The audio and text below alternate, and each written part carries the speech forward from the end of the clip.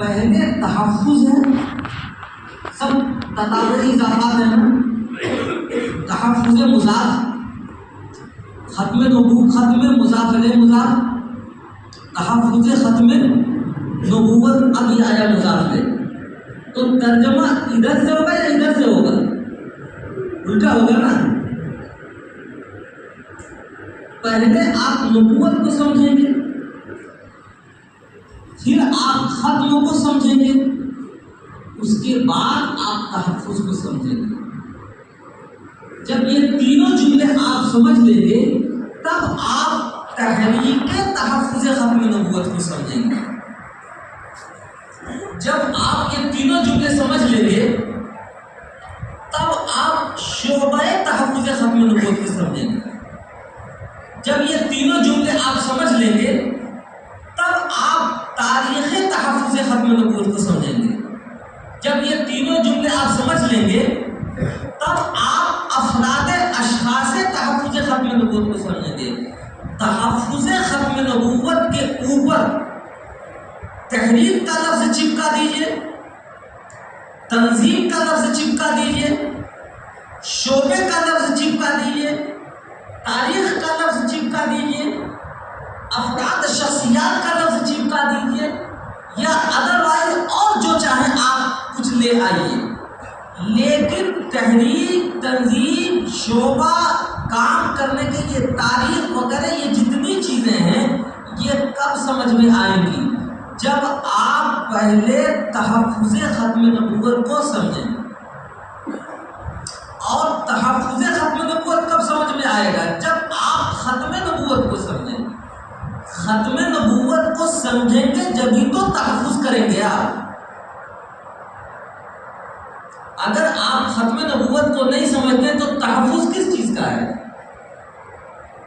بعض پاگل احمق یہ سوال کیا کرتے ہیں کہ ختم نبوت کا تحفظ تو اللہ تعالیٰ کر رہے ہیں، تم کو کرنے کی کیا ضرورت ہے؟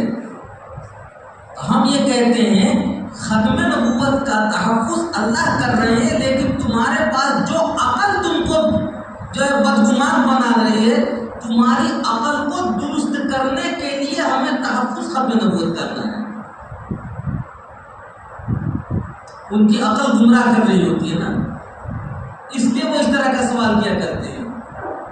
تو جب آپ ختم نبوت کا سمجھیں گے جبھی آپ تحفظ کو سمجھیں گے. اور ختم نبوت کو کب آپ سمجھیں گے؟ جب نبوت کو سمجھیں گے تب آپ ختم نبوت کو سمجھیں گے. بغیر اس کے سمجھ میں نہیں آئے گا. ترتیب آئی سمجھ میں؟ اب یہاں مخاطب صرف ہمارے علماء ہیں، مدارس کے ذمہ داران ہیں. غیر مدارس کے ذمہ داران یعنی مدارس کے ذمہ داران کے علاوہ جو طبقہ بیٹھا ہوا ہے یا طلبہ جو بیٹھے ہوئے ہیں یا پبلک جو بیٹھی ہوئی ہے، ان کے سمجھ میں میری بات آ جائے تو الحمدللہ، نہ آئے تو وہ اپنے علماء سے سمجھیں. نہ آئے تو اپنے علماء سے، اپنے ائمہ سے سمجھیں. ان کے علماء ائمہ سمجھا نہیں سکیں گے تو میں پھر دوبارہ انشاءاللہ آپ کے درمیان حاضر ہوں گا.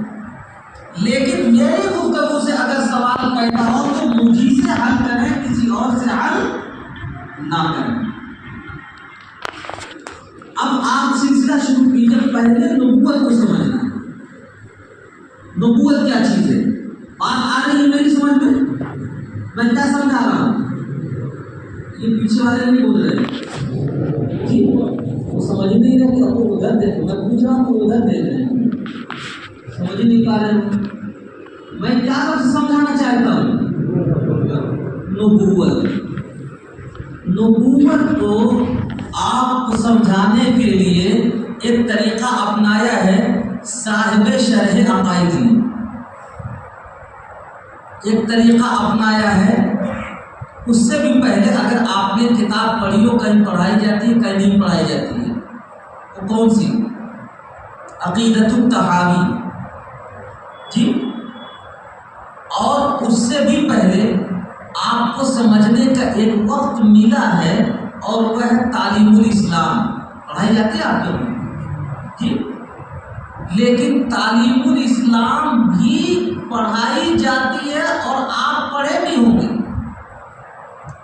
اس کی کیفیت وہی ہوتی ہے جو جمعے کے خطبے کی اور خطاب کی، کہ نہ سننے والا سمجھے نہ بولنے والا۔ تو وہاں تعلیم الاسلام پڑھانے والا بھی ماشاءاللہ اتنا ماہر ہوتا ہے، کچھ نہیں سمجھتا، اور پڑھنے والا تو اس سے آگے کا ہوتا ہے، کچھ نہیں سمجھتا۔ تعلیم الاسلام پڑھانے کے لیے اسے دیا جاتا ہے جو حافظ صاحب نہ ہو، حافظ جی ہو، کرتا پاجامہ پہن کے، اور وہ کہیں گھوم رہا تھا، کسی مدرسے سے مدرس نے مار دیا، بھاگا مدرسے سے، کہیں گھوم رہا تھا سیڑھیوں پر بازار میں۔ اب یہاں غیر مکتب کے ذمہ دار صاحب، مسجد کے متولی صاحب دیکھا کرتا پاجامہ پہن کے گھوم رہا ہے، مولویوں کا ہاں، عالموں کہاں، کہا چل میرے وہاں پڑھا تعلیم اسلام۔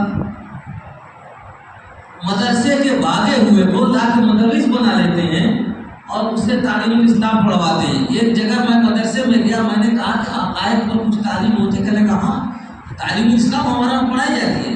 میں نے کہا اچھا مدرس کو بلائیے۔ مدرس کو جب بلایا تو میں نے کہا ذرا حافظ صاحب لکھیے گا عقائد، دینی عقائد۔ تو وہ دینی عقائد کو عین سے لکھنے کے بجائے الف کاف سے لکھ رہے ہیں، دینی عقائد۔ وہ تعلیم اسلام پڑھاتا ہے ہمارے۔ تو جیسی روح ویسے فرشتے، حالانکہ وہ پہلا دن تھا جس میں سمجھایا جاتا نبوت۔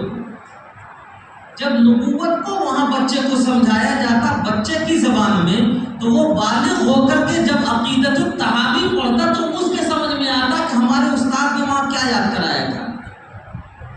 پھر جب شرح عقائد پڑھتا تو اس کے سمجھ میں آتا کہ یہ نبوت کا فلسفہ کیا ہے۔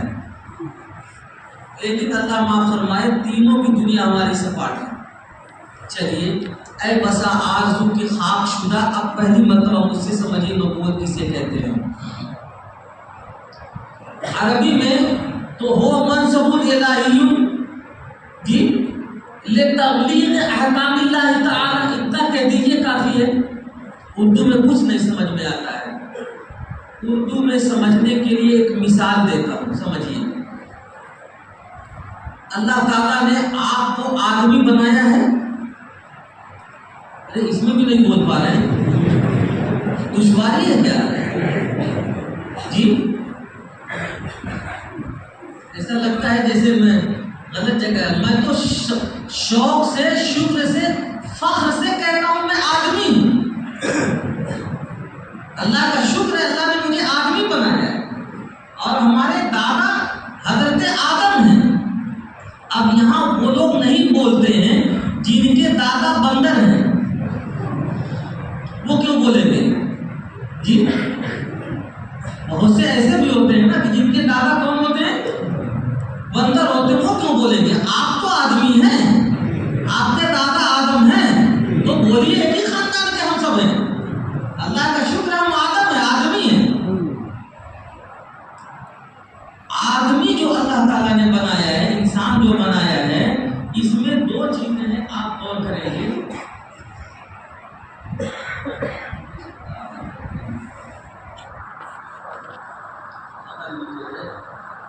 گاڑی ہو گئی ہے،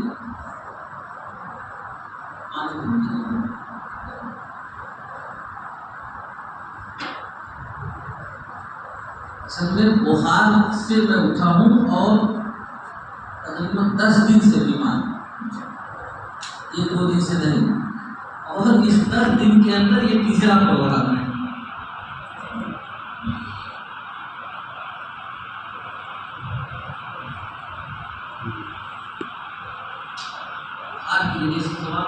اور مائک آپ کا الگ تھکا دے رہا ہے، یہ نیتاؤں والا مائک ہے، لیتا سب کچھ ہے، دیتا کچھ نہیں۔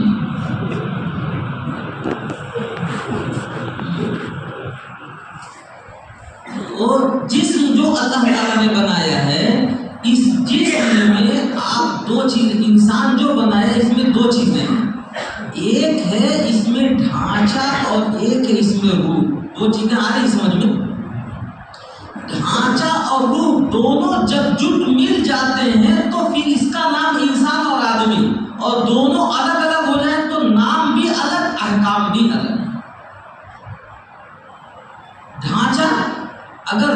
ہو اس میں تو ظاہر سی بات ہے اس کا نام انسان نہیں رکھا جاتا.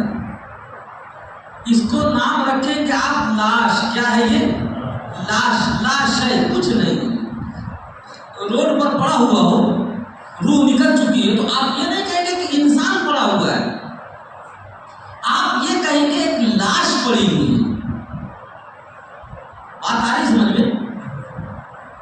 لیکن اگر روح آ جائے اس میں، روح رہے باقی، ہاتھ کٹ گئے ہوں، ناک کٹ گئے ہوں، پاؤں کٹ گئے ہوں، کچھ بھی اس کے اندر نہ ہو، روح ہو، تو آپ یہ کہیں گے کہ لاش پڑی ہوئی ہے یا یہ کہیں گے انسان پڑا ہوا ہے، آدمی پڑا ہوا ہے. فرق ہو گیا نا دونوں میں. اس کو بچانے کے لیے دنیا کی ساری طاقتیں لگا دی جائیں گی، لیکن جب روح نکل جائے تو دنیا کی کوئی طاقت وہاں نہیں لگائی جائے گی. دونوں کے کام الگ، دونوں کے احکام الگ. ڈھانچہ انتہائی کثیر ہے، مادہ ہے، دیکھنے میں، سننے میں، چکھنے میں، سب کچھ میں آتا ہے. اس کی ایک ابتدا ہے، وہ کہاں سے؟ آگ، مٹی، پانی، ہوا، یہ چاروں مل کر کے پھر یہ ڈھانچہ بنا ہے. ابتدا ہے تو اس کی ایک انتہا بھی ہوگی.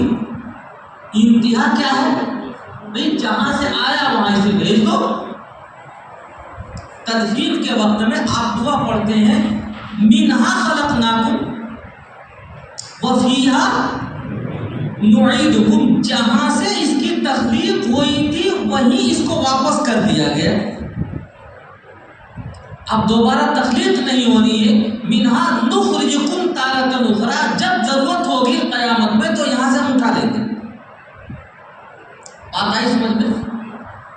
تو ڈھانچے کی ابتدا بھی معلوم اور انتہا بھی معلوم. روح کی ابتدا بھی معلوم اور انتہا بھی معلوم. روح اس ڈھانچے میں آئی ہے وَخَلَقْنَا فِيهِ مِن رُوحٍ وَنَفَخْنَا فِيهِ مِن رُوحٍ. اللہ نے اپنی جانب سے روح کو اس ڈھانچے میں پھونکا ہے. ابتدا بھی معلوم اور انتہا کیا ہے؟ فَارْجِعِي إِلَىٰ رَبِّكِ رَاضِيَةً مَرْضِيَّةً. جہاں سے یہ آئی ہے وہیں جائے گی. انتہا بھی معلوم. ایک انتہائی کثیر، ایک انتہائی لطیف. یہ دونوں دو الگ الگ چیزیں ہیں. جب دونوں ایک ساتھ مل جاتی ہیں تو ان کا نام آدمی ہے. آیا سمجھ میں؟ اسے انسان کہیں گے. دونوں الگ الگ ہو جائیں تو احکامات بھی الگ، احکام فقہیہ بھی الگ ہوتے ہیں دونوں.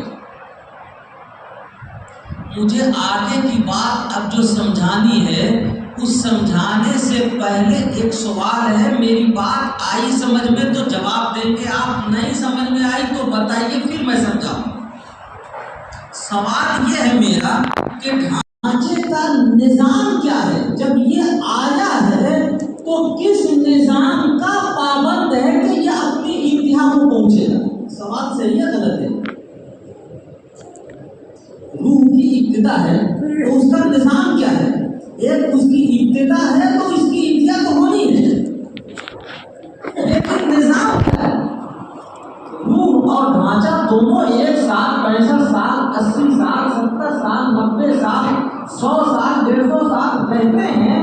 ظاہر کی بات ہے اللہ رب ہے ہر چیز کے. تو اللہ رب ہے روح کے بھی اور اللہ رب ہے ڈھانچے کے بھی. تو سب کا نظام بنایا ہوگا نا. جب اس کے اندر آ گیا، جب تو نظام سمجھ میں آ رہا ہے. آنے سے پہلے کا نظام کیا ہے؟ آنے سے پہلے کا بھی نظام سمجھنا ہے. اور جب ایک ساتھ دونوں جمع ہو گئے تب بھی نظام. دونوں الگ الگ چیزیں ہیں تو ظاہر کی بات ہے دونوں کا نظام اللہ رب العزت نے الگ الگ بنایا ہوگا. ایک ساتھ بنایا ہے تو کیا ہے وہ مجھے سمجھاؤ. بات آئی سمجھ میں؟ صرف نظام کو سمجھنا ہے. سوال آیا میرے سمجھ میں؟ ٹھیک. اب جواب اپنے اپنے ذہن میں محفوظ کر لیجیے. آپ نے، میں نے ٹائم دے دیا آپ کو 1 منٹ کا.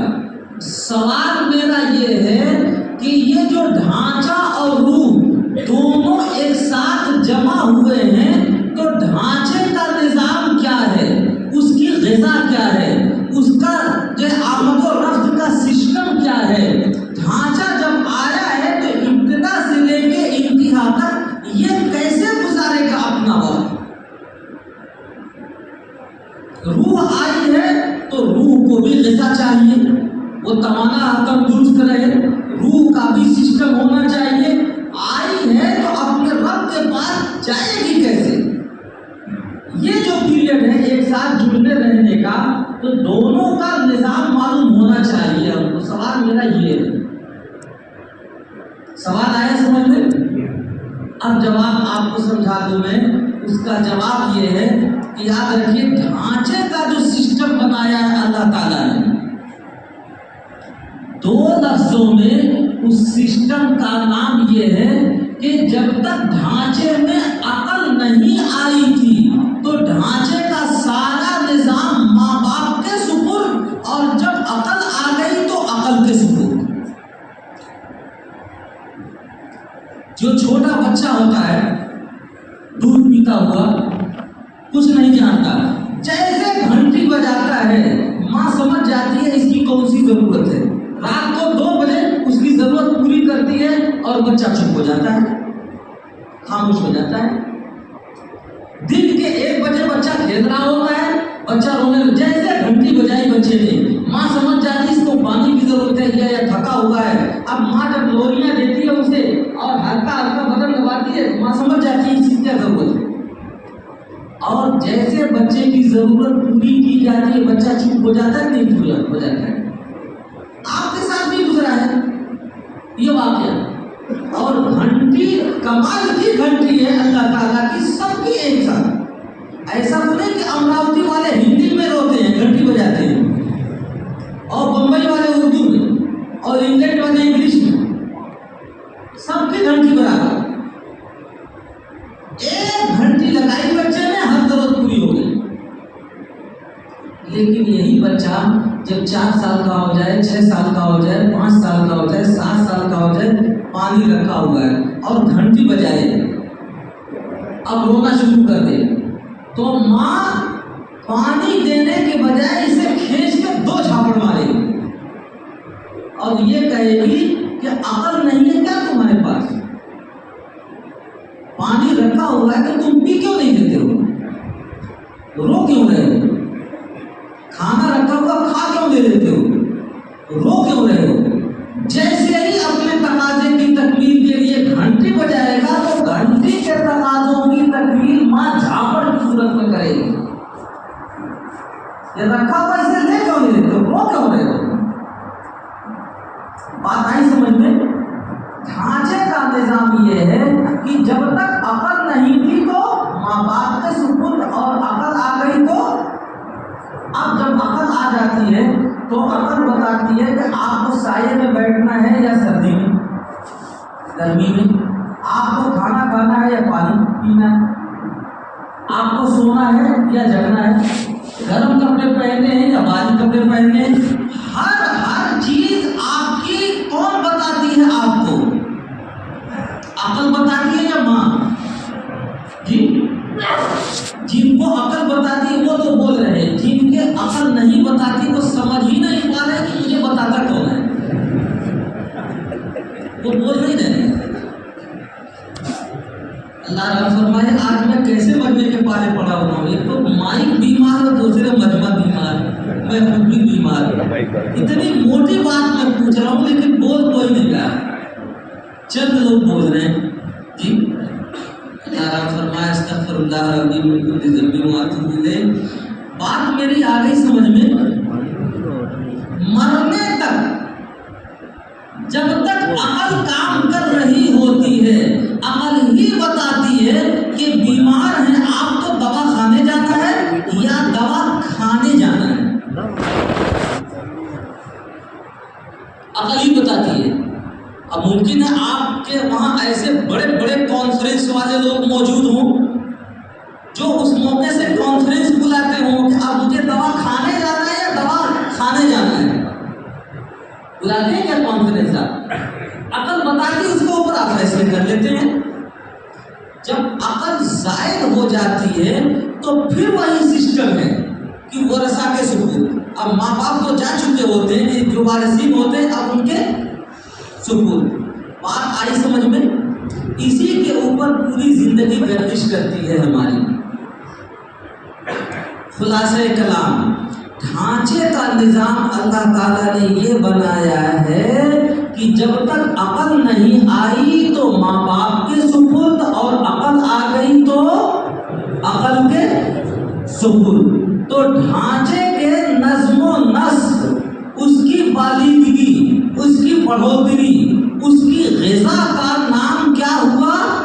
عقل. کیا ہوا؟ عقل. عقل کا دائرہ کار یہ ہے ڈھانچہ. ڈھانچے پہ عقل پورا کام کرے گی اور بتائے گی کہ سفید کپڑے پہننے ہیں یا کالے، باریک پہننے ہیں یا موٹے. ہر چیز کو عقل بتاتی ہے اور انسان اسی پر اپنی زندگی گزار دیتا ہے. یہاں تک کہ منہا خلقناکم، یہ ڈھانچہ زمین سے جب پیدا ہوا تھا پھر زمین میں ہی پہنچ جاتا ہے. وہ فیہا نعیدکم، قیامت میں اللہ تعالیٰ جب چاہیں گے پھر اس کو دوبارہ اٹھا لیں گے. نخرجکم تارۃ اخری. اب یہ بات اگر سمجھ میں آ گئی تو پہلا سوال جو تھا ہمارا اس کا ایک جزو باقی رہ گیا.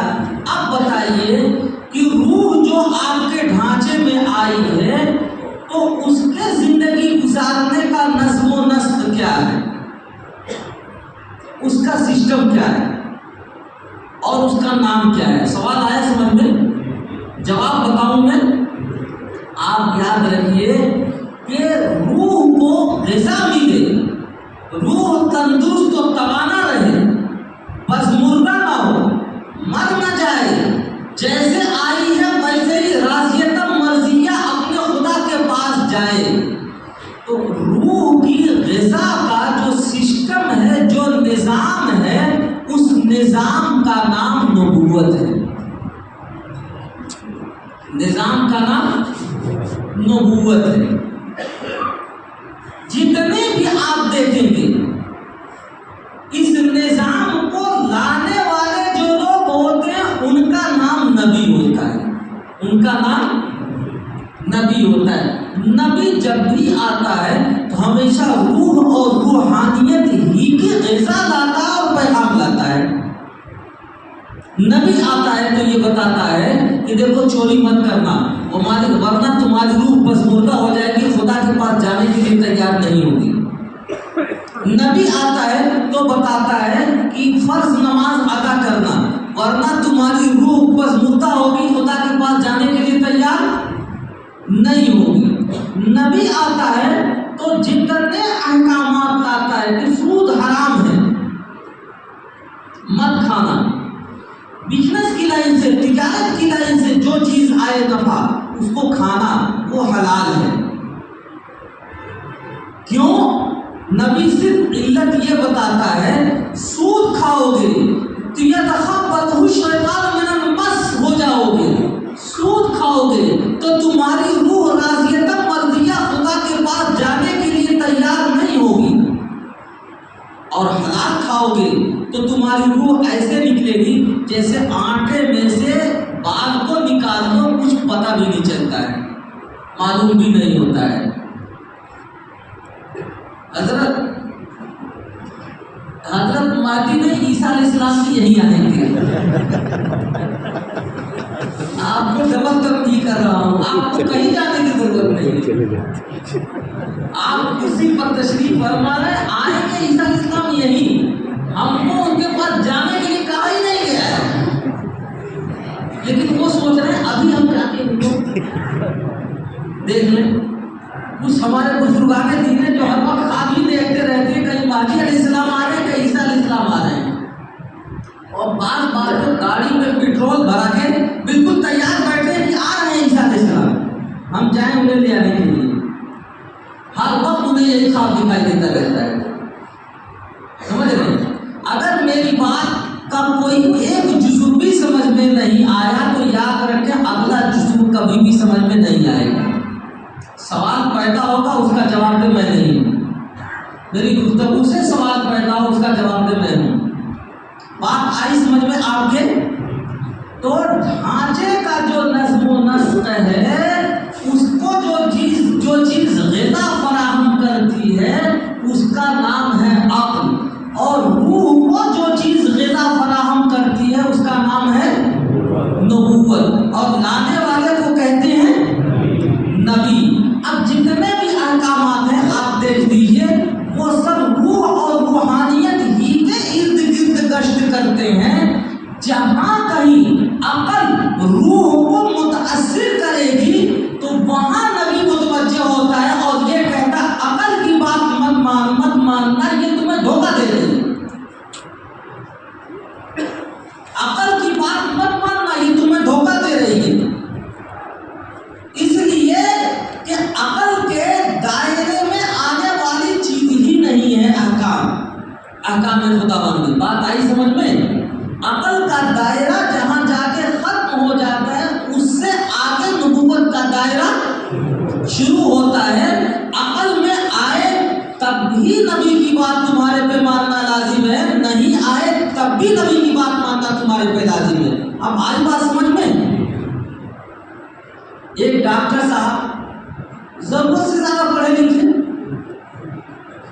اتنی ضرورت ہوتی اس سے بھی زیادہ پڑھے لکھے، اور عموماً ڈاکٹر ہے، ماسٹر ہے، وکیل ہے، پروفیسر ہے، یہ جو طبقہ ہوتا ہے نا، ہمیشہ ضرورت کے بغیر پر نہیں پڑھتے ہیں، ضرورت سے زیادہ پڑھے لکھے ہوتے ہیں، ضرورت سے ہمیشہ۔ یعنی ان کی عقل جو ہوتی ہے خدا کی پناہ، یہ 50 کوس آگے چلے جاتے ہیں، عقل پیچھے رہتی ہے 50 کلومیٹر۔ پڑھتے ہیں لیکن ضرورت سے زیادہ۔ ہم کہتے ہیں پڑھو اتنا جتنا ضرورت ہے، وہ ضرورت سے زیادہ پڑھے لکھے ہوتے ہیں۔ اب جہاں کسی عالم کو، کسی مولوی کو دیکھا کرتے پجامے میں، وہاں ان کی عقل بالکل بیکار ہو جاتی ہے۔ نہیں سمجھ میں آیا آپ کے؟ جی اب آئے گا سمجھ میں، اس لیے کہ روزانہ جوجھتے رہتے ہوں گے آپ لوگ۔ یہ ضرورت سے زیادہ پڑھے لکھے لوگوں سے ہمیشہ جوجھتے رہتے ہوں گے۔ ایک ڈاکٹر صاحب فیکٹری کے مالک کمپنی کے، اب وہ دیکھا کرتا پجامے میں، مولوی ایک دم سے شروع کرے، مولانا صاحب میرے سمجھ میں بات نہیں ہے کہ ان مولویوں کو کیا ہو گیا ہے، ان مولویوں نے سود کو حرام قرار دے رکھا ہے، حالانکہ سود جائز ہونا چاہیے۔ بہت زوردار تقریر۔ میں نے کہا ڈاکٹر صاحب بڑی عجیب بات بتائی آپ نے، یہ کمبخت خبیث کمینہ یہ کون ہے مولوی جس نے سود کو حرام قرار دے رکھا ہے؟ ذرا اس کو لائیے کے سامنے، اس کا نام بتائیے، اس کمینے کا، ہم اس کو درست کریں گے۔ اس کی ایسی تیسی، اس کی ہمت، اس کی جرأت، اور سود کو حرام قرار دے۔ کون ہے کمینہ مولوی؟ کون ہے بےہودہ بدتمیز جس نے آپ کو اتنی تکلیف پہنچائی اور اس نے سود کو حرام قرار دیا؟ نام بتائیے اس کا، میں ابھی اس کی خیر دیتا ہوں، خبر دیتا ہوں۔ اب ڈاکٹر صاحب جو ہے وہ چاروں طرف دیکھ رہے ہیں، کسی بھی طرف سے نہ جبریل آ رہے ہیں، نہ میکائیل آ رہے ہیں، نہ اسرافیل آ رہے ہیں۔ میں نے کہا ڈاکٹر صاحب اب تو اسرائیلی ہی آئیں گے، مجھے اس کمینے مولوی کا نام بتائیے جس نے سود کو حرام قرار دیا ہے۔ نہیں وہ میرا مطلب یہ ہے، بہت سارے علماء کہتے ہیں، مطلب چھوڑ لیجیے، سیدھے سیدھے مجھے بتائیے کس مولوی نے سود کو حرام قرار دیا ہے۔ لکھتے ہیں لوگ، میں نے کہا ابھی تو آپ نے کہا مولوی نے حرام قرار دیا، اب آپ کہتے ہیں لکھتے ہیں لوگ لکھتے ہیں نہیں، کون مولوی ہے جس نے سود کو حرام قرار دے کے لکھا ہے؟ مجھے اس کا نام بتائیے، اس کو ابھی ٹائم حاضر کرتا ہوں 1 منٹ کے اندر۔ آپ مجھے بتائیے، نہیں ورنہ بہت سے لوگ کہتے ہیں۔ میں نے کہا پھر آپ ایک ہی بات کو بار بار رہٹا رہے ہیں، بار بار اسی کو دوہرا رہے ہیں۔ میں تو یہ پوچھ رہا ہوں کون کمینہ مولوی ہے بےہودہ بددین بددماغ جاہل جس نے سود کو حرام قرار دیا، اس کا نام بتائیے مجھے۔ اب اونٹ پہاڑ کے نیچے آیا ہے، انہیں آپ ناراض ہو، میں نے کہا ناراض میں نہیں ہو رہا ہوں، ناراض ہو کے جتنا کچھ کہنا تھا اتنا تو کہہ دیا ہے آپ نے۔ چونکہ میری غلطی ہے کہ یہ کرتا پاجامہ میں نے پہنا ہوا ہے،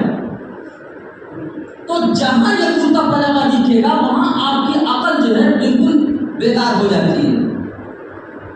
میں یہ پوچھنا چاہتا ہوں کون مولوی ہے جس نے سود کو حرام قرار دیا ہے؟ اس کا نام بتائیے پوری دنیا کے اندر۔ اس کو کھینچ کے یہاں لاؤں گا 10 جوتے ماروں گا۔ اس کی حیثیت، اس کی ہمت سود کو حرام قرار دے کر مطلب اب چاروں شانے چھ کہ مطلب مجھے آپ سمجھا دیجیے، میں اس چیز کو سمجھ، میں نے کہا سمجھاؤں گا تو اور بہت ڈھنگ سے سمجھانا جانتا ہوں آپ کو، لیکن مصیبت یہ ہے کہ آپ بقدر ضرورت پڑے ہوتے تو سمجھا دیتا، ضرورت سے زیادہ پڑے لکھے آپ سمجھانا مشکل ہے، لیکن سمجھاؤں گا، مجھے نام بتا دیجیے۔ بات آئی سمجھ میں؟ جی ذرا آپ بتائیے گا، یہ پورے امراوتی کے سارے علماء جتنے مدرسے والے، مسجد والے، مکتب والے ہیں مل کر کے کسی کی ماں نے دودھ پلایا ہے جو سود کو حرام قرار دے دے؟ جی ہے ایسا؟ کسی مولوی نے کیا ہے؟ جی میرے بھائیوں، سود کو حرام قرار دیا ہے اللہ نے، میرے دین کو اللہ نے بنایا ہے، نبی نے بنایا ہے یا بنایا ہے؟ بنایا کس نے؟ اللہ نے بنایا، اللہ نے، نبی نے بتایا ہے۔ علماء نے دین کو بنایا ہے یا بتایا ہے؟ علماء نے نبی سے دین کو دیا ہے، بتایا ہے، بنایا نہیں۔ سود کو حرام قرار دینے والے اللہ نے نبی کے واسطے سے، علماء نے بتایا ہے، بنایا نہیں ہے۔ سود کو حرام بتایا ہے، سود کو حرام قرار نہیں کیا ہے۔ بات آئی سمجھ میں؟ بیماری کہاں ہے؟ بیماری یہاں ہے کہ یہ ڈاکٹر صاحب نے ضرورت کے بقدر نہیں پڑھا ہے، ضرورت سے زیادہ پڑھ لیا ہے، عقل ان کی دین کو گمراہ کر رہی ہے اور دھوکہ دے رہے ہیں علماء کو کہ علماء نے سود کو حرام قرار دیا ہے۔ اب مولوی کیا کرے گا اس زمانے کا؟ اب مولوی یہ کرے گا کہ اچھا آپ نہیں مانتے، یہ آیت ہے لا تأکلوا الربا، اب اس کے امام راضی نے یہ فرمایا، امام خلخالی نے یہ فرمایا، سوری نے یہ فرمایا، اب وہ صاحب ہدایت کو بھی سونے نہیں دے گا اور صاحب مشکات کو بھی سونے نہیں دے گا، پورا سر آسمان کو اٹھا لے گا۔ اب اس کے بعد جب یہ قوم بغاوت میں آئے گا، امام اعظم کو اٹھا کر کے لائے گا، یہاں بٹھا دے گا، پھر امام شافعی کو، امام کسی ایک کو سونے نہیں دے گا۔ میرے بھائی بات کچھ نہیں ہے، سود کو حرام قرار دینے والا یہ مولوی ہوتا کیا ہے؟ دین کو اللہ نے بنایا ہے، علماء نے بتایا ہے، بنایا نہیں ہے، لیکن یہ کیا کہہ رہے ڈاکٹر کہ علماء نے بنایا ہے، بتایا نہیں ہے، اور مولوی اٹھا کر کے پورے دین کو تختہ مشق بنا دے گا۔ اب آئی بات سمجھ میں؟ پورے دین کو تختہ مشق بنا دے گا اور وہ بلا لو جلسہ، اور صاحب جلسے کے اوپر جو اسٹیج لگتا ہے وہ واقعات پوچھ لے، جتنے راما سب 52 گز کے، بلا لو جلسہ، اور جلسے میں وہ آئے گا تقریر کرنے کے لیے جو ختم نبوت کی خاک کو بھی نہیں جانتا ہے، وہ آئے گا بڑا مقرر، سب سے کامیاب، ختم نبوت کی خاک کو بھی نہیں جانتا، لیکن وہ آئے گا ختم نبوت کا جلسہ کرنے کے لیے۔ اب ربا کے اوپر بولنے کون آئے گا؟ جس کو ربا کے راہ سے بھی واقفیت نہیں ملی، آئے گا زوردار 2.5 گھنٹے کی تقریر اور 3-4 لاکھ روپے قوم کا تباہ کر کے دین کا کام کر لیا ہم نے۔ میرے بھائیوں میں تنقید نہیں کر رہا ہوں، خلوص نیت کے ساتھ آپ نے کیا ہے تو ثواب تو ضرور ملے گا، لیکن دین کا جو تقاضا تھا اس کو آپ نے پورا نہیں کیا ہے۔ یہاں بتاؤ یہ دین کو تختہ مشق بنایا جائے گا یا اس بددین کی عقل کو؟ اس کی عقل گمراہ کر رہی ہے، عقل دخل دے رہی ہے نقل میں، عقل دخل دے رہی ہے نقل میں، اس کی عقل کو تختہ مشق بنایا جائے گا۔ دین پہلے بھی مضبوط تھا، آج بھی مضبوط ہے، قیامت تک مضبوط رہے گا۔ دین ہم نے بنایا نہیں ہے، اللہ سے لے کے ہم نے بتایا ہے۔ اب جیسے ہی میں نے اس کی چوڑیاں ہٹنی شروع کی، ڈاکٹر صاحب اس مولوی کا نام بتاؤ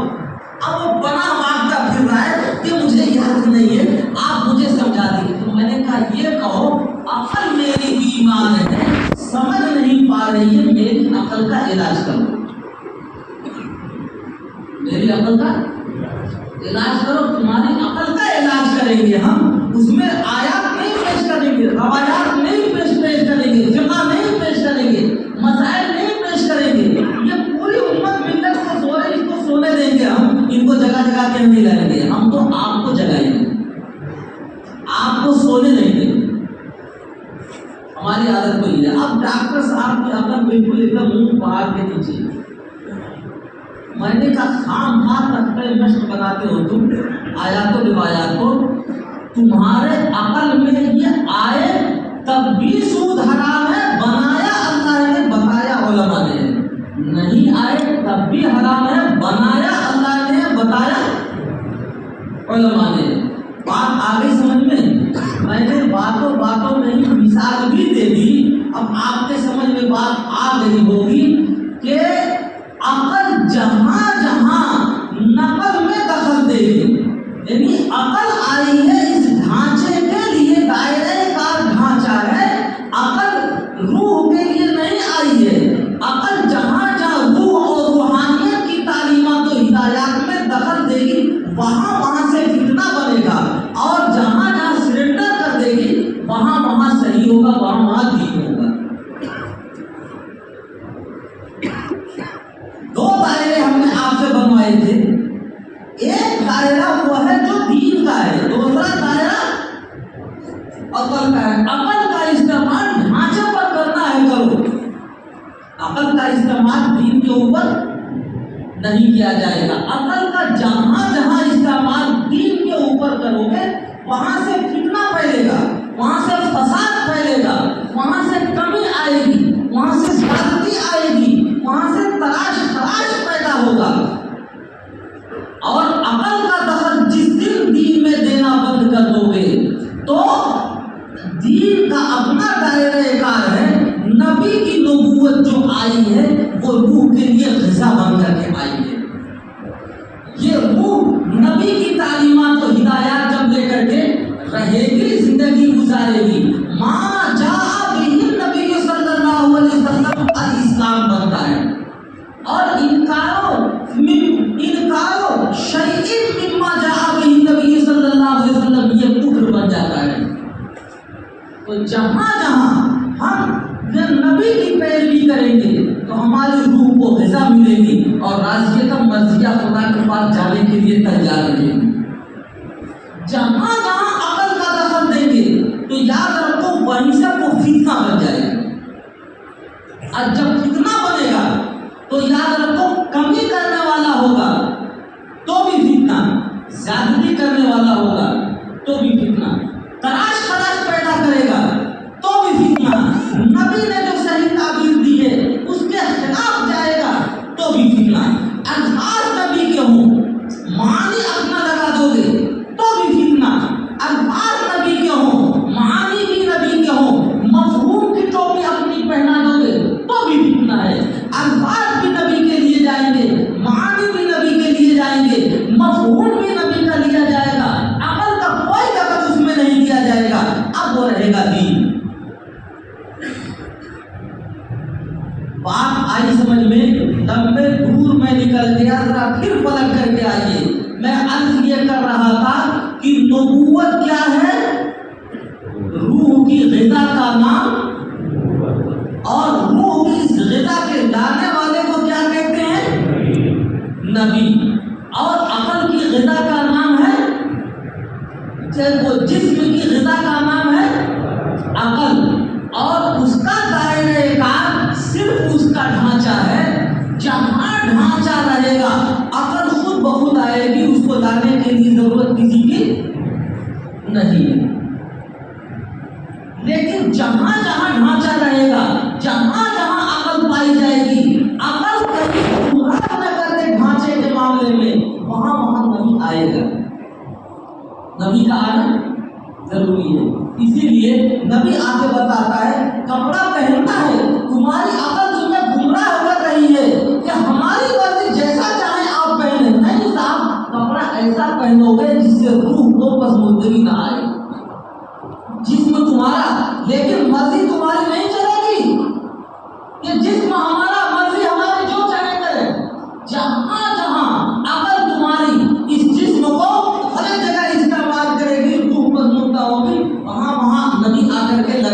جائے گا ہے تمہارا، لیکن بے لگام استعمال نہیں کر سکتے ہو، تم کو پسندگی نہیں آنی چاہیے۔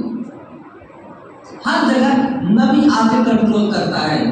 تو ڈھانچے کے نظام کا نام عقل اور روح کے نظم و نسق کا نام، نظام کا نام، غذا کا نام نبوت۔ لانے والے کو کہتے ہیں نبی۔ یہ روح کی غذا حضرت آدم علیہ السلام سے چل کر نبی پاک علیہ السلام پر کامل بھی ہو گئی، مکمل بھی ہو گئی۔ کامل بھی ہو گئی اور مکمل بھی ہو گئی۔ کامل مکمل ہو گئی یعنی تکمیل بھی ہو گئی، اتمام بھی ہو گیا اس کا۔ دونوں چیزیں جب ہو گئی ہیں تو اب قیامت تک روح کو اگر بالیدگی چاہیے، بڑھوتری چاہیے، غذا چاہیے، راضیت مرضیہ خدا کے پاس جانے کے لیے چاہیے، تو وہ آخری پیغام محمد مصطفیٰ صلی اللہ علیہ وسلم کا ہے۔ وہ آپ لا چکے ہیں۔ آپ نے فرمایا کہ لا نبی بعدی، میرے بعد کوئی نبی نہیں ہوگا۔ کیا مطلب؟ روح کے لیے غذا اور پیغام لانے والا نئے سرے سے اب کوئی نہیں ہوگا۔ جو غذا اور پیغام لانا تھا روح کے لیے وہ میں لا چکا ہوں۔ جو کوئی نبوت کا دعویٰ کرے گا، کلہم یزعم انہ نبی اللہ، اللہ کے نبی نے فرمایا یاد رکھو وہ کذاب ہے، دجال ہے، فراڈیا ہے، وہ دھوکہ دیتا ہے، اس لیے یہ اس کا اپنا زعم ہے۔ اللہ نے نبی کسی کو بنا کے بھیجنا نہیں ہے میرے بعد۔ کیوں؟ جو غذا دانی تھی وہ کامل و مکمل لا چکا ہوں، اب ضرورت کیا ہے لانے والی؟ جو آئے گا وہ جھوٹا ہوگا، مکار ہوگا۔ کلما ہلک نبی فخلفہ نبی، یہ سلسلہ تھا لیکن اب نہیں رہے گا۔ وسیکون بعدی خلفاء، میرے بعد اب نبی نہیں آئیں گے، اس لیے کہ لا نبی بعدی، میرے بعد اب میرے خلفاء آئیں گے جو اس دین کو بنائیں گے نہیں، میں نے خدا سے لے کے جو بتایا ہے اسی کو امت میں پہنچائیں گے، تبلیغ کریں گے۔ دین نئے سرے سے بنایا نہیں جائے گا، نبی نے جو بتا دیا ہے خدا سے لے کر کے اسی کو قیامت تک بتایا جائے گا۔ حضرت امام مہدی بھی جو آئیں گے وہ دین بنائیں گے نہیں، میرے نبی نے جو دین دیا ہے خدا سے لے کے اسی کو آگے بڑھائیں گے۔ عیسیٰ ابن مریم علیہ السلام بھی آئیں گے آسمان سے، وہ دین بنائیں گے نہیں، نبی نے جو ہمیں دیا ہے ہمارے واسطے ذریعے سے جو ملے گا اسی کو وہ بتائیں گے، دین نیا نہیں لائیں گے۔ اب دین تو الاسلام ہے، وہ آ چکا ہے، یہ قیامت تک کے لیے آ چکا ہے۔ اس میں کمزوری کوئی لانا چاہے تب بھی نہیں ہو سکتا ہے، ماضی میں بھی نہیں ہوا، اب بھی کوئی لانا چاہے یہ دین کمزوری کو قبول ہی نہیں کرے گا۔ قیامت سے پہلے جب بہت سارے دجال آئیں گے، روایت کا ایک ٹکڑا میں نے پڑھا تھا، آپ کو تھوڑا سا موقع سے آپ کو سمجھا دوں، اگرچہ بات تھوڑی سی ہٹ رہی ہے لیکن بات ہٹ جائے گی تو موضوع آپ کے سمجھ میں نہیں آئے گا، مجھے پھر اس کو یاد دلائیے گا۔ نبی پاک علیہ السلام نے بتا دیا ہے قرب قیامت سے پہلے بے شمار دجال آئیں گے، لیکن یاد رکھو وہ آئیں گے اپنا کام کر کے چلے جائیں گے۔ دین اور ایمان والے بندے کو کوئی آ کے ہٹا دے اپنی جگہ سے، پہلے بھی نہیں ہوا، اب بھی نہیں ہوا ہے اور قرب قیامت میں بھی نہیں ہوگا، ہو ہی نہیں سکتا ہے۔ یہ دین قبول کرنے کبھی زیادتی کو ہو ہی نہیں سکتا ہے۔ میں نے پوچھا تھا کہ نبی نے مغرب کی 3 پڑھائی تھی، آج کوئی 2 کر سکا ہے؟ قیامت تک نہیں ہوگا۔ نبی نے فجر کی 2 پڑھائی ہے، آج تک ہو سکا ہے؟ قیامت تک نہیں ہوگا۔ جیسے یہ اعمال ہیں کبھی زیادتی کو قبول نہیں کرتے، ویسے ہی میرے دوستوں ہمارے دین سے عقائد بھی ہیں، کبھی زیادتی کو کرنا چاہے ہو ہی نہیں سکتا ہے، قیامت تک نہیں ہو سکتا ہے۔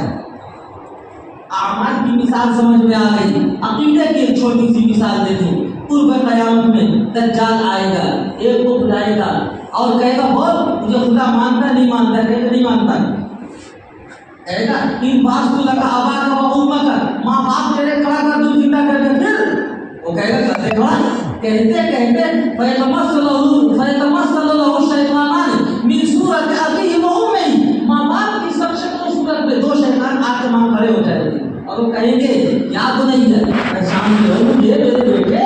میں پہچانتا ہوں تم میری ماں ہو، میں پہچانتا ہوں تم میرے باپ ہو، بولو۔ وہ کہیں گے میرے بیٹے یہ جو خدا ہونے کی بات کر رہے ہیں مان دو انہیں۔ وہ کہے گا اماں ماں تجھے مانتا ہوں، یہ بھی مانتا ہوں مر گئی تھی، تیری ہڈیاں خاک میں مل گئی تھی، سڑ گئی تھی، دوبارہ زندہ ہو کر کے آ گئی ہو۔ باپ تجھے مانتا ہوں میں، مر گئے تھے، تیرے سب نے اڑائے تھے ہڈیوں کے اوپر، لیکن یہ بات نہیں مانتا یہ میرا خدا ہو سکتا ہے۔ دین کمزور ہے مضبوط ہے، کاٹے گا ذبح کر دے گا، دو ٹکڑے کر کے بیچ میں چل کے دکھائے گا، پھر زندہ کر کے پوچھے گا مجھے مانتا نہیں مانتا ہے، موت دینا میرے ہاتھ میں، زندگی دینا میرے ہاتھ میں، روزی دینا میرے ہاتھ میں، پانی برسانا میرے ہاتھ میں، جتنی قوتیں ہیں سب میں نے دکھا دیا میرے ہاتھ میں۔ خدا مانتا نہیں مانتا؟ وہ کہے گا خبیث کہیں گے یتلألأ وجهه یتبسم ضاحکا، ہنستے ہوئے مذاق اڑاتے ہوئے کہے گا خبیث کہیں گے، کمینے کہیں گے، خدا ہونے کی بات کر رہا ہے تو میرا خدا ہو سکتا ہے خبیث کہیں گا۔ اب تو پہلے کے مقابلے میں اور مجھے زیادہ یقین ہو گیا کہ تو دجال ہے۔ وہ پوچھے گا ساری قوت میں نے دکھا دی لیکن پھر بھی تم مجھے خدا ماننے کے لیے تیار کیوں نہیں ہو؟ وہ یہ کہے گا بندہ میں اس لیے نہیں ہوں، اس لیے نہیں مانتا، جب بچہ تھا چھوٹا تھا جب ہی مجھے عقیدہ یاد کرائے گئے تھے اور بتایا یہ گیا تھا کہ میرا خدا وہ ہے جو اکبر من کل شیء، ہر چیز سے بڑا ہے، ولا یحیطونہ بشیء من علمہ، کوئی سی چیز اس کا احاطہ نہیں کر سکتی ہے، اور تم میرے خدا ہونے کی بات کر رہے ہو۔ یاد رکھو میرا خدا وہ ہے جو پاک اور بے عیب ہے، تم میرا خدا ہونے کی بات کر رہے ہو۔ تیری ایک آنکھ اندھی ہے، بے نور ہے، تم کانے ہو، اپنے چہرے کے عیب کو تو تم درست نہیں کر سکتے ہو، میرا خدا کیا ہو سکتے ہو؟ خدا ہونے کی بات کر رہے ہو، تمہارے سراپا وجود کو میری آنکھوں نے اپنے حلقے کے اندر لے رکھا ہے، کمینے کہیں گے تم بڑے ہو، میری آنکھیں تجھ سے بڑی ہیں، تیرے پورے سراپا کو میری آنکھوں نے اپنے اندر لے رکھا ہے، احاطہ کر رکھا ہے، تم بڑے ہو، کیا حیثیت ہے تمہاری؟ میرا خدا وہ ہے، میری آنکھ بھی اس کا احاطہ نہیں کر سکتی ہے، دنیا کی کوئی سی چیز اس کا احاطہ نہیں کر سکتی ہے، تم کے احاطے میں ہو میری آنکھیں، اپنے عیب کو درست نہیں کر سکتے ہو۔ دجال حدیث شریف میں آتا ہے اس کی یہ جب دلیل سنے گا وہاں سے بھاگے گا، دوبارہ پھر وہاں نہیں آئے گا۔ اب بتاؤ میں نے عمل کے اعتبار سے مثال پیش کی تھی، دو کو تین نہیں، تین کو دو نہیں کوئی کر سکا، جو عقیدے کے اعتبار سے میں نے پیش کر دی، اس عقیدے کو ایمان والے سے کوئی چھین سکتا ہے کیا؟ دجال آ کر کے بھی اس کو بے ایمان نہیں بنا سکتا ہے، نہیں بنا سکتا ہے، نہیں بنا سکے گا۔ میں نے کہا جیسے اعمال ہمارے مضبوط ہیں ویسے ہی عقائد بھی ہمارے مضبوط بھی ہے، محفوظ بھی ہے، موجود بھی ہے۔ دنیا کی کوئی طاقت ان میں پتھر بختر پیدا کر دے نہ پیدا ہوا ہے، نہ آج ہو سکتا ہے، نہ قیامت تک ہوگا میرے بھائیوں۔ اب بتاؤ کمزوری ہمارے میں ہے یا ہمارے دین میں ہے؟ اور موضوع بحث کاہے میں بنایا جاتا ہے؟ اس کو اپنی کمزوریوں کو نہیں بلکہ اپنے دین کو بنایا جاتا ہے، وہ اسٹیج لگائے جاتے ہیں صاحب کے علامات و نفیس، اسے دیکھ کے شیطان بھی شرمائے۔ حالت یہ ہو گئی ہمارے علماء کی۔ میرے دینی بھائیوں مجھے یہ گزارش کرنی ہے، دو باتیں آپ کے سمجھ میں آ گئی کہ نبوت روح کی غذا ہے، لانے والے کو کہتے ہیں نبی نے یہ بات پہلے سے بتا دی ہے، اس میں کمی زیادتی پیدا کرنے والے، تلاش خراش پیدا کرنے والے، حسب و اضافہ کرنے والے آتے رہیں گے۔ نبی نے یہ بات بتائی ہے، تو اب بتاؤ کہ روح کی اس غذا کو محفوظ کرنے کی تحفظ کی ضرورت ہے یا نہیں؟ جی तराश खराश करने वालों से इसको महफूज करने की जरूरत है या नहीं जी?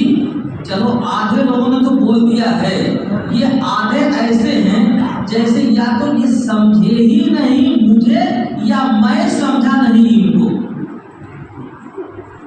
ये दोनों बातों में से कहीं ना कहीं कोई मिस्टेक है, ये आधे लोग नहीं समझ पाए जी। अब इनको समझाने के लिए वक्त जाया करूं, इनको समझाने के लिए वक्त जाया करूं जी? वक्त नहीं जाया करूंगा, बात आगे बढ़ाता हूं मैं। आपको इतना समझ लेना है कि आए समझ में तब भी ये दीन है और रहेगा, नहीं आए समझ में तब भी ये दीन है और रहेगा। कितनी बात आई समझ में जी? नहीं आई तो आप आए क्यों थे? यहाँ आने की जरूरत क्या थी आपको? कहीं भेड़ बकरी चला के आप यहाँ आने की क्या जरूरत है? हमारे पास बहुत सारे काम थे वहाँ। आपने शोर शराब सुना होगा, इधर उधर बात लोगों ने हंगामा मचा दिया है, तो सोचा चलो देखें कैसा आदमी। अब देख लिया आपने, आप चले जाइए। आपके काम की बात इतनी बता दी, आए समझ में तब भी ये दीन है और रहेगा, नहीं आए समझ में तब भी ये दीन है और रहेगा। हमारे अकायद भी महफूज है अल्हम्दुलिल्लाह, हमारे आमाल भी महफूज है अल्हम्दुलिल्लाह। अब तहफ्फुज आया समझ में, तहफ्फुज खत्म नबूवत, नबी आए रूह का पैगाम लाए, कामिलो मुकम्मल लेकर आए, वो हुआ खत्म नबूवत। अब ये जो तशद्दुद करने वाले हैं, कभी ज़्यादती करने वाले हैं, इनसे बचाने का नाम है तहफ्फुज़ खत्म नबूवत। अब ये तहफ्फुज़ खत्म नबूवत के लिए कहीं तहरीक बनती है, कहीं तंजीम बनती है, कहीं शोभा बनता है, कहीं इसकी तारीख लिखी जाती है, इसके माहिरीन भी अलग होते हैं, इस मौजू को पहचानने वाले पढ़ने लिखने वाले भी अलग होते हैं। दारुल उलूम देवबंद में अल्हम्दुलिल्लाह साल भर इसकी तालीम होती है, 6 घंटे होते हैं, इसका निसाब है, इसका निजाम है, और पढ़ने वाले उस शोबे से यहाँ मौजूद हैं आपके दरमियान। एक है तहरीक और तंजीम। तहरीक जो होती है वो गरीब कुछों के लिए की जाती है, बनाई जाती है, आवाम और पब्लिक के लिए बनाई जाती है, उसके लिए मजलिस होती है।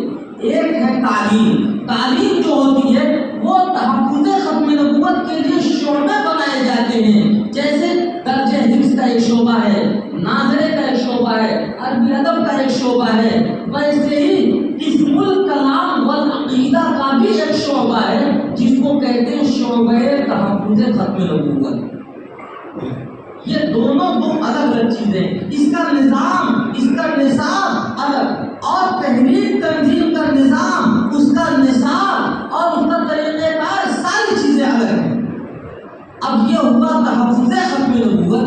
तहफ्फुज़ खत्म नबूवत आपके समझ में अगर आ गई बात, तो मैं समझता हूँ अब आगे क्या क्या इसके तरीक़ेकार होने चाहिए, अब वो भी समझ में आएगा आपको। लेकिन जरा मुझे इत्मीनान दिला दें कि अब आपके समझ में आया तहफ्फुज़ खत्म नबूवत जी?